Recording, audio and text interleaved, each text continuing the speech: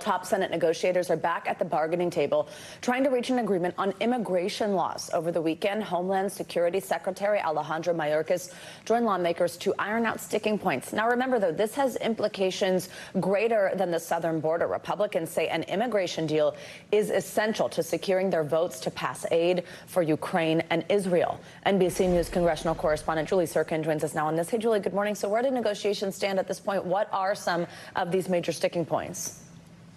Hey, Savannah, good morning. Yeah, well, I was outside of the room all weekend where negotiators, the senators, James Langford, Kirsten Sinema, and Chris Murphy sat in a room with Secretary Mayorkas trying to come to some kind of agreement that they can move forward on a deal to secure our southern border, but also send aid overseas to Ukraine and to Israel. But there are still significant gaps. I'm told by sources in the room that three main buckets the two sides still have major differences on. And you see them on your screen. The first one, tightening parole authority. That means limiting who the Biden administration can admit into the country on temporarily humanitarian basis, also expanded detention of asylum seekers. This is something progressives in particular are strongly pushing back on, saying it's inhumane and cruel, and expedited deportation of migrants, expanding that measure beyond the border and into other American cities like New York City and Chicago, which has seen a lot of migrants over the last few months, especially with Republican governors sending migrants up. But bottom line here, still a lot of work to be done, and they are set to meet again later today to try and hammer out some kind of framework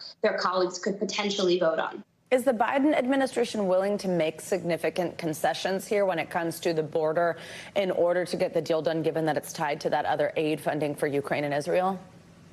Savannah, they are willing to make significant concessions. They are going in the direction of Republicans, especially because they see what they're dealing with in the House. Conservatives who lead that chamber, really a lot of them not in favor of even sending aid to Ukraine, but they do want to see the most conservative, the most Trump-like border policies. Of course, Democrats are not willing to go that far, but they are willing to go far enough, Savannah, that I am told that Hispanic lawmakers in a meeting with White House officials, including Secretary Mayorkas and Biden's chief of staff, they were very frustrated in that meeting on Saturday because they do find these proposals to be cruel, to be untenable. They think they're being iced out of conversations, and that Republicans are getting far too much of what they want here. But still, the Biden administration seems poised to want to get something done because they do recognize this is not only a problem at the border for the president, for Americans, but it is a political one too. Julie, I know the Senate hopes to vote this week. Even if they have the votes to push it through, it still has to go through the House. I mean, what kind of time frame are we looking at here for this to even make it to President Biden's desk?